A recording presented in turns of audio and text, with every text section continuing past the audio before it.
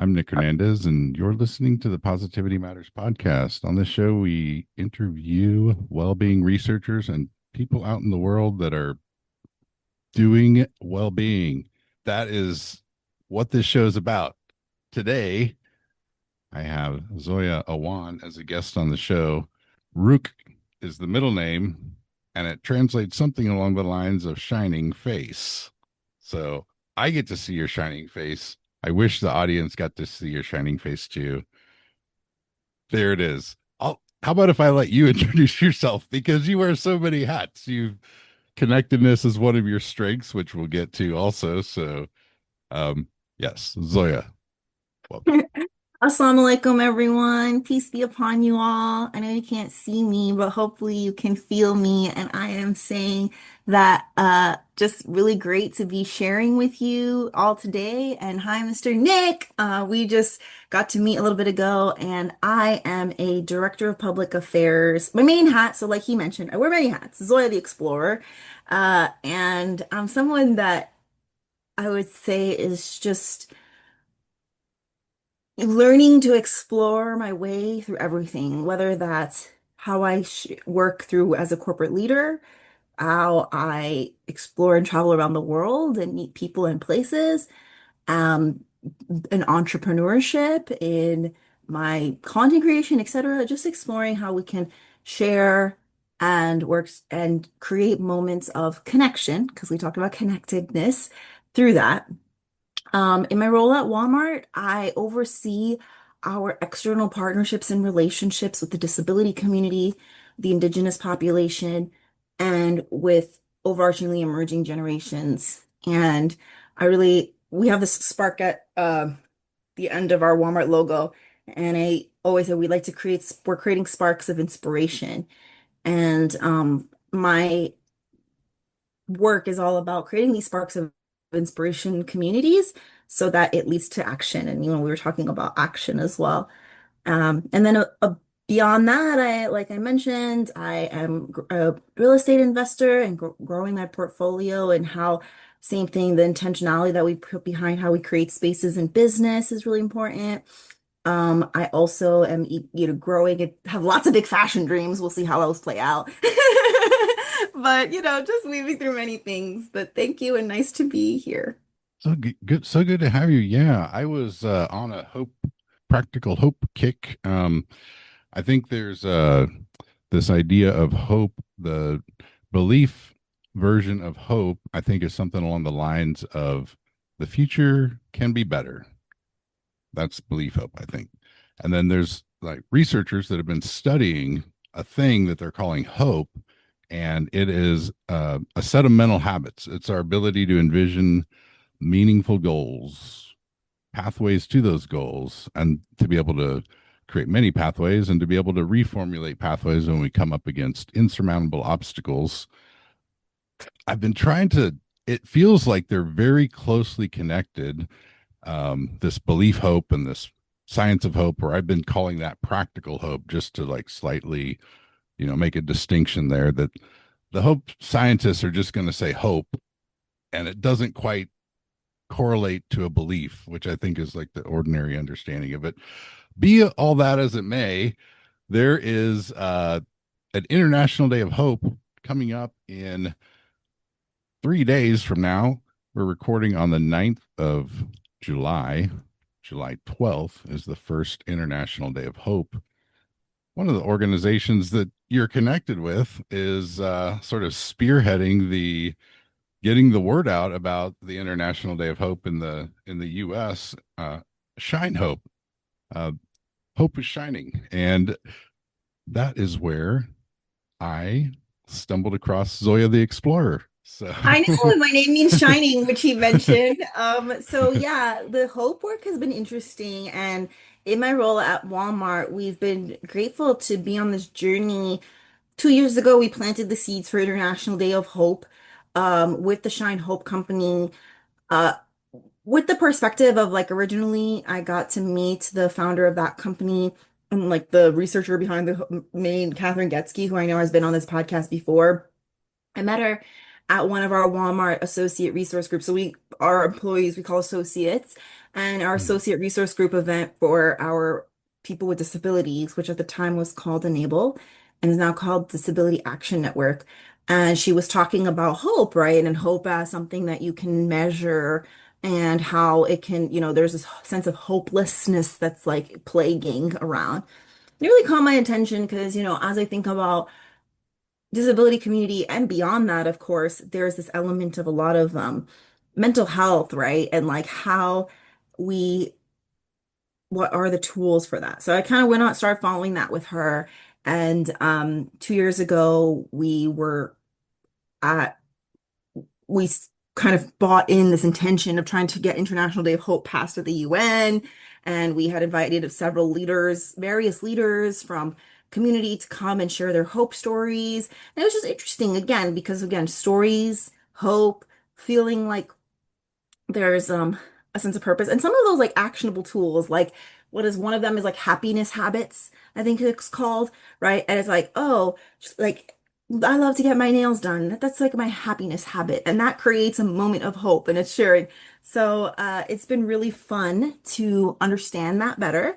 And now I think 2 years later we've gotten that the hope day of hope passed, and it's exciting that there's going to be an international um activation, over the next couple, I think next couple days and weeks that's going to continue around it. And we're doing a Create Sparks Kitchen Challenge to also include like just again like healthy lifestyles, like all the like Walmart has this recipe hub encouraging people to go create some healthy recipes, moments of creation, moments of hope, um, creating sparks of like I said, we said action. So I think I'm grateful that hope brought us together, and I'm glad that it's continuing to grow in the way communities are using it.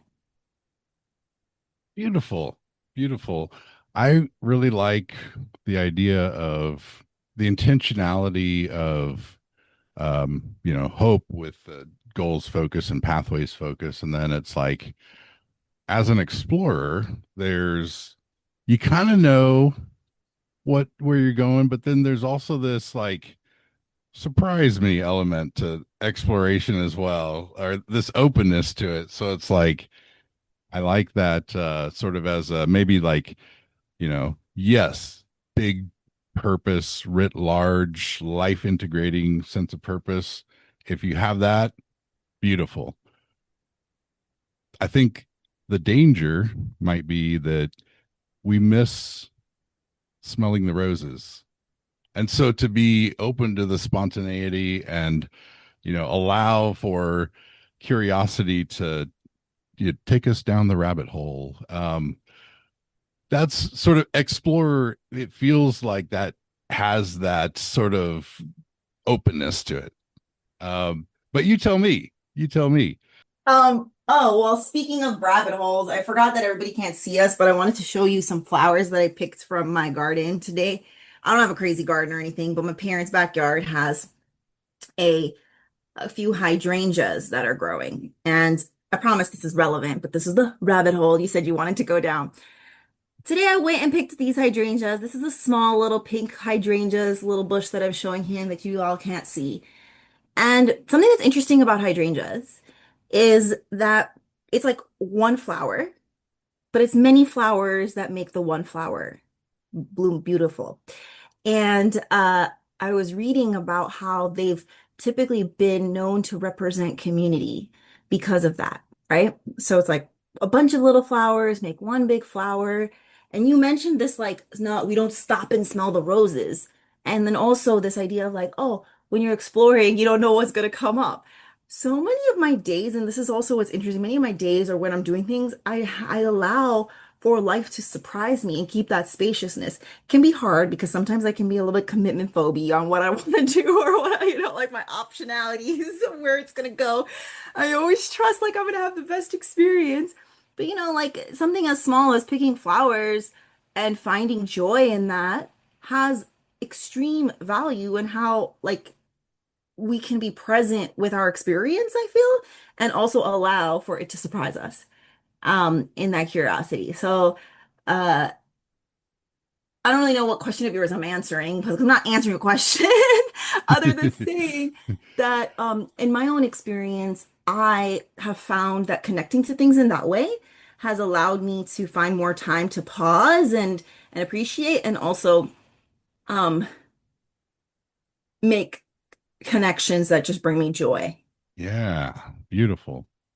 You just said joy, and I came up with an acronym to summarize like all the well-being as a whole, hopefully practically speaking, but then also like there's this body of literature on well-being.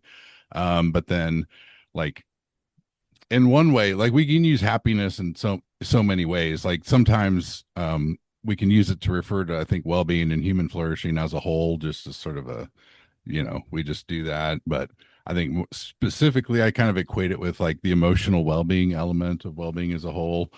But then there's also like, where is the emotional well being coming from? And I think there's happiness, there's this like idea of happenstance, and it's kind of the part of emotional well being that is from the world around us, the friends, the beautiful flowers.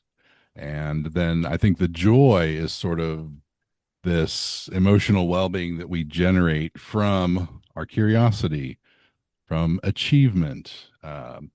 So there's a little distinction. What's the happiness is emotional well being from without, and joy is emotional well being from within. I don't know if it's necessary to split It's hairs interesting. that much, but there's a connection.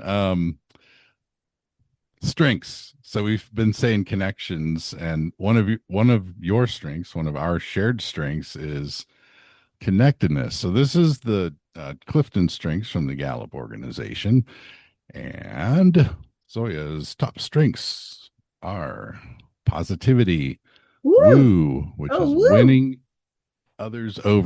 over others, Woo! Have a winning way. influence, includer, adaptability, and connectedness. Those are I've had woo, I have positivity currently in my top five, and connectedness. Um, but what was it like to encounter this tool, the Strengths Finder, and like how do you see these playing out into your journey? Yeah, thank you for asking. So it's interesting because this Strengths Finder is something I did several years ago and with my team as part of like a development practice. And when I got these top fives, then after that I worked with the coach for a little bit and identifying how to harness some of the top five. It'd been like the first time when that came, this idea of like instead of focusing on what we're bad at, quote unquote, we're not actually ever bad at anything, like some of it's not about we're good or bad. And I know that that's always tough for our brains to sometimes grasp because um, we've been taught to think otherwise. And instead, it's just like, this is me and this is you. Like you might have, I mean, you and I, Nick, as in a reflection wise, like have many similar traits. However, oftentimes we can come across people who don't, and realizing that, wait a minute, like you can curate your teams in a way that, okay, we get some relational people like myself, some people that are more strategic and have be able to like not and I'm very tough. I was telling him earlier, I don't like being put into a box. And I know that this puts the all of our strengths, I think there's like 40 or whatever on a scale. And maybe if you take it a couple times, some of them might shift or not. However, I do think like this element of leaning into what you're good at more. Again, we said not good or bad, but what your strengths are, right? So it's like, oh, okay, if includer is one of Zoya's or adaptability, because like again, I travel a lot and I have to live out of hotels and things that requires me to adapt to circumstances and things. I continue to find how I can use that in my strengths, but then also recognize that, okay, that's not something that every single person that I might be coming across or working with might be as adept at. So how can I, in my interactions with them, use my strength to make it better in whatever way that means. Some people they've got the plan, and they're an achiever, and we've got to do the plan and get through the checklist, and we're over, smelling the roses, the hydrangeas. I know. I'm like, hey, wait, can I have my hydrangeas? Who's gonna make the plan? The plan is that there is no plan, ladies and gentlemen. Let's I know things explore. would go according to plan anyway, so why bother planning? Just kidding. Yeah. Mostly, And but it's not like really. there's the good of planning too. Like one of the ways in which that manifests the practical hope side of things, I think in the Values and Action Institute survey of character strength, which is free. Everybody can try that one. It's www.viacharacter.org. That one just has hope as one of the strengths on it. I think with Gallups, it's kind of hidden there in the futuristic. Like that's, I think, the goals thinking. Like, where are we going? Where could we go? And then the strategic is like the pathways thinking. So if you've taken the Clifton strengths before and you are seeing those listeners in your top five, futuristic and strategic, I think that means that you have hope as a deep down trait like strength. Okay. Um, and Well, one thing I Zoe, do want to yeah, clarify please, yeah, about hope is that this is not something that is like a strength or not. It's something that can be strengthened by doing exercises and measuring anything, right? So if you haven't already, I encourage you to go. I don't know what website this is at, but Nick, maybe you can put it in or however, but there's like a test that you can take that tells you your hope score. So that's the first mm, thing, right? So they actually, and again, I'm not typically someone that's super data driven or oriented, but for some of us that will be helpful in being like, oh, this is where I'm at, and here's the things that I can do that are some tools that there's actually like the shine habits and the skills and things that are actually once you do them, then that can increase your hope score. So the idea is like our goal is to make everybody more hopeful. And of course, positivity comes into that so that overarchingly we're engaging things. So like for example, and then another thing is, as I understand it, is like it's not that, oh, if it's a rainy day, like I'm having emotions, that's a bad thing. It's being able to like hold the space and honor them and still stay hopeful with that. I did find the one site where you can take this, and this is the Positive Psychology Center at the University Yeah, of and I'll try to find Pennsylvania. like the Shine Hope version that has like the hope test, but and the skills, I think that that's something that we definitely want encourage people to take their own hope into your hands. Yeah, shine this theshinehopecompany.com.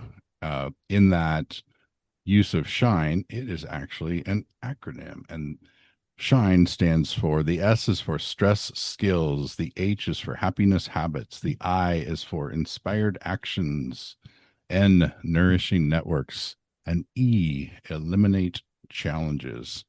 They have a beautiful, beautiful metric that it's, you can think of, you could be in this place of helplessness and despair. The despair can transform into positive emotion, positive feelings, and the helplessness can transform into inspired actions. You can think of those as ends of spectrum, and then you can put them in a nice cross, and you can sort of plot where you're at with regard to um, those variables. But yes, there's I believe a child, a hope scale for children. There's a state like hope scale. So that's one of the beautiful things about practical hope, this construct that the researchers came up with, is that it is open to intentional cultivation. Um, some people are just wired that way, but it also has that openness to it that anybody can build it if you would care to. And it there's a lot of sort of evidence mounting that it is good to do so. So at the societal level, like it's inversely correlated with deaths of despair, suicide, overdose, cirrhosis of the liver. Um, the higher the hope goes, and like it's this intentionally cultivatable thing, the deaths of despair fall. That is, I think, sufficient reason.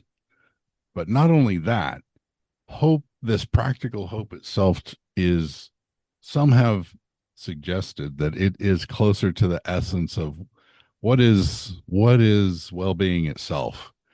And in part, I think it's this practical hope is pretty close to the center point of whatever it is. And I would put like love and friendship as sort of like the very center, but hope would be like the closest. Hope or love is the sun, and like the closest planet would be hope, I think. To me, love is everything. Like that is all that, like, in my own understanding of it, that's the only thing that exists in the biggest way, right? So it's like that is like a big concept for us to understand because yes, we look at love in like this romantic way, but like love is the essence of how we can be. And I think like hope is like a pillar of something that can help you to leading, loving more, and better. So it's like Yeah. again, I agree with you. I really like, I hear what you're saying. And again, it's just like a perspective way of looking at it. And one thing I will also encourage listeners, you know, so many things, like oftentimes, I one time like had this analogy that I think is pretty good. I want to share. So it's like, Please. okay, let's say you live in a New York City building and it's like 70 floors up, right? And this is when you go on floor number one and you go look out the window, you're gonna see like a lot of people and you're gonna feel like overwhelmed. It's gonna be like congested, New York City crazy, right? And then you like go up 5 floors and you look up a little bit and you're like, oh wow, it's like there's more space than I thought it was gonna be. And there's like more people, there's a lot going on. Okay. And then you shoot up to the 70th floor and you wait and be like, wow, there was like a whole other world here that I had no idea even existed. And like now I'm so tiny compared to this whole thing. And it doesn't, what felt so intense and scary when I was on floor one doesn't feel that way anymore. And so it's like, okay, you have to take this elevator up and down, right? To shift the perspective that you get in terms of how you're seeing. So for Mm. me, something, this analogy that I've thought about is like, how we approach our days or our daily life. The elevator, yeah, it's going to fluctuate. There's going to be some moments we can't run from the moments we're going to feel down. That's the ebbs and flows, the valleys, the highs and the lows, the waves of the ocean. We're going to feel that. But we can always still know that the higher perspective exists. That 70th floor is there. So we have the choice to be like, okay, time to go up, try to live that maybe 10 floor, And then, so that's an analogy that someone shared with me once that really resonated and kind of stuck with me on like, okay, just knowing that I have the choice. And sometimes, we can even shift it to like weather of the day or something like that. But these things move through. It's not good or bad. It's just um powerful in expanding the perspective. Beautiful. I thank you. I love That's a that. good one, right? I'm glad I Yeah. got inspired to share it. Yeah. Mine is think of your life as a boat. So sailboat. Let's go a sailboat. Keep it simple. Ooh, I love sailboats now. We're on a sailboat. Cool. There's all, various things to think about. If we go old school, it's like you've got charts, like literal maps, charts. I think charts for the ocean, like how deep things go, are you in the you need to like be careful. It's like you got tools, like you need to be in one place. There's like the anchor, there's the rudder, there's the sails, all these various ways of engaging with the environment. And I think that there's something similar with our strengths. It's like metaphorically speaking, we all have strengths. Our boats are all like a little different. Um, and there's this notion that when we think about like our value set, like some are sort of like, how do we respond when it's like a stormy day?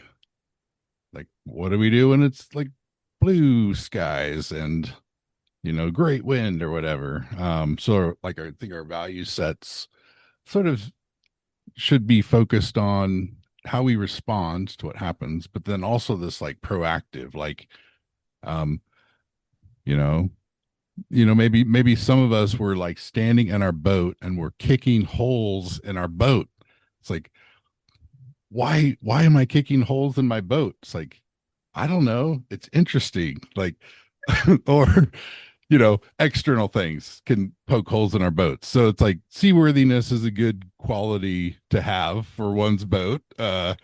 but it's like it feels like life is about more than just having a seaworthy vessel. There's also the explorer, the exploration, the adventure. Like that's like, you know, what it's about, the adventure.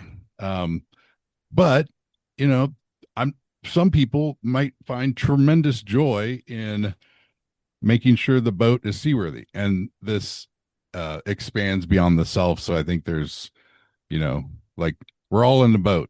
There's one boat. I think maybe our listeners are like, wait, how many boats are there? It's only one boat and there's infinite boats. Don't you get Yes, it? yes, exactly.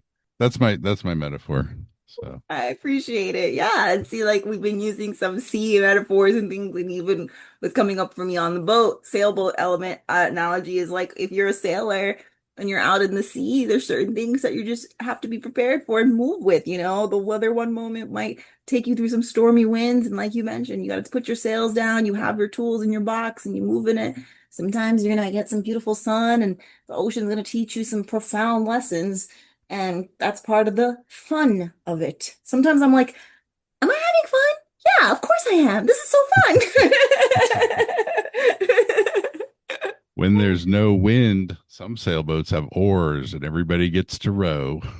There you go. Can you see my I was boat from the noticing you have a 70th very good floor? podcast voice. Oh, thank you.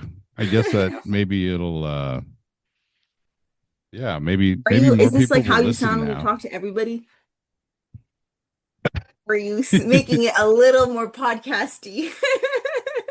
I might. This did exist about a decade ago as a radio show here at a little nonprofit station in Lincoln, Nebraska, and that was around 250 shows or so. So it's been great to like get reconnected to this, to be able to meet, intellectually explore the world. So I love getting to see where this journey is has taken people around, like looking at life in a way that there's this element of it that we can create it, we can build it, we can add good to the world. And it's just a joy to see, like, and to encounter the infinite ways in which people are going about that. So tell me, when you look into the crystal ball, not yeah, yeah, so not Let me crystal necessarily, ball here. you know, what would you like to see in the future? What are some of the maybe directions that you're kind of sensing? What can unfold for you?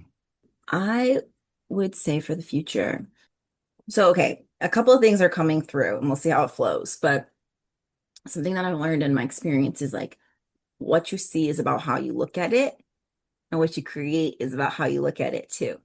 And we get to really control, we have no control, but we get to um maybe control was a bad word, excuse me, in that. We get to navigate this Mm. experience through our own perspective.